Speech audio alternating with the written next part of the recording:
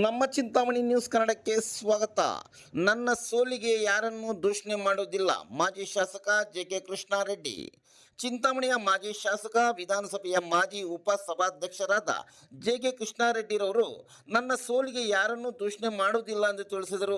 ತಾಲೂಕಿನ ಕಾಗತಿ ಗ್ರಾಮದಲ್ಲಿ ಎನ್ಡಿಎ ಅಭ್ಯರ್ಥಿ ಮಲ್ಲೇಶ್ ಬಾಬು ಪರ ಪ್ರಚಾರ ಮಾಡಲು ಸಭೆಯಲ್ಲಿ ಹಿರೇನಹಳ್ಳಿ ನಾಗರಾಜಸ್ವಾಮಿಗಳು, ಮಾಜಿ ಶಾಸಕರು ಅನೇಕ ಸಮಾಜ ಸೇವಾ ಕಾರ್ಯಕ್ರಮಗಳು, ಅಭಿವೃದ್ಧಿ ಕಾರ್ಯಕ್ರಮಗಳು ಮಾಡಿದ್ದರೂ ಸಹ ಈ ಕ್ಷೇತ್ರದ ಜನರು ಸೋಲಿಸಿ ನಾವೆಲ್ಲ ಪಶ್ಚಾತ್ತಾಪ ಪಡುತ್ತಿದ್ದೇವೆ ಎಂದು ಹೇಳಿದಾಗ ಅದಕ್ಕೆ ಉತ್ತರಿಸಿದ ಮಾಜಿ ಶಾಸಕರು, ಅದು ಮುಗಿದ ಅಧ್ಯಾಯ. ನನ್ನ ಸೋಲಿಗೆ ಯಾರನ್ನೂ ದೂಷಣೆ ಮಾಡುವುದಿಲ್ಲ.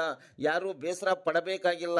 ಕಳೆದ 15 ವರ್ಷಗಳಿಂದ ಕ್ಷೇತ್ರದಲ್ಲಿ ಅನೇಕ ಸಮಾಜಮುಖಿ ಕೆಲಸಗಳು, ಅಭಿವೃದ್ಧಿ ಕೆಲಸಗಳು ಮಾಡಿದ್ದೇನೆ. ಈಗಿನ ಶಾಸಕರು ಮಂತ್ರಿಗಳಾಗಿದ್ದಾರೆ. ಸರ್ಕಾರ ಬಂದು 11 ತಿಂಗಳು ಆಯಿತು.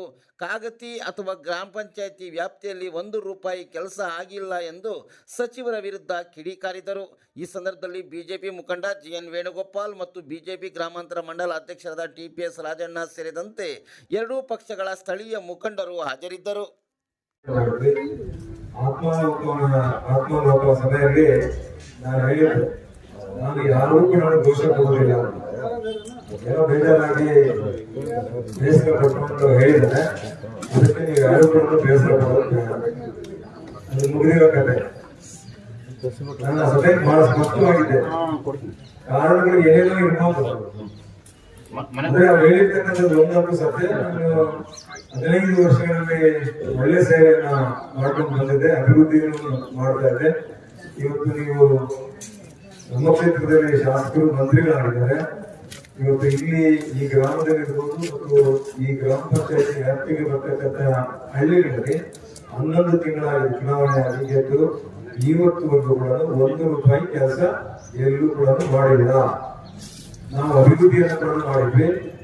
ಸೇವೆಯಲ್ಲಿ ಕೂಡ ಯಾರ ಕುಟುಂಬಗಳಲ್ಲಿ ಕಷ್ಟ ನಷ್ಟ ಏನಾದರೂ ವಿಚಾರ ಇದ್ದಾಗ ರಾತ್ರಿ ಎಷ್ಟೊತ್ತಾಗವರೆಗೆ ನಾನು ಬಂದು ಆ ಕುಟುಂಬದ ಸದಸ್ಯರನ್ನ ಭೇಟಿ ಮಾಡಿ ಒಳ್ಳೆ ಕಾರ್ಯಕ್ರಮ ಆಗಲಿ ಅಥವಾ ನಮ್ಮ ಶುಭ ಕಾರ್ಯಕ್ರಮಗಳು ಮನೆಯಲ್ಲಿ ನಡೆದ ಸಂದರ್ಭದಲ್ಲಿ ಕೂಡ ಏನಾದರೂ ದಿನ ಇದ್ದಾಗ ರಾತ್ರಿ 12 ಗಂಟೆ 1 ಗಂಟೆ ಕೂಡ ಬಂದು ಹೋಗಿ ಇಂಥ ಸೇವೆ ನೀವು ಖಂಡಿತ ಕಾಣಲಿಕ್ಕೆ ಸಾಧ್ಯ ಇಲ್ಲ.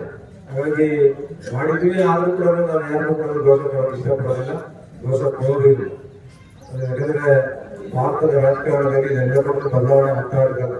ಈಗ ಅವರು 2000 ಸೋತಿದ್ರೆ ಅದನ್ನ ನಾವು ಬೇಸರ ಪಟ್ಟೋದು ಬೇಡ. ನಾಗರಾಜಸ್ವಾಮಿಗಳು ಅವ್ರಿಗೇನೋ ಮನಸ್ಸಲ್ಲಿ ಇದ್ದಿದ್ದನ್ನ ಹೇಳಿದರೆ ಅದು ಅನ್ಯತಾ ಭಾವಿಸೋದು ಬೇಡ.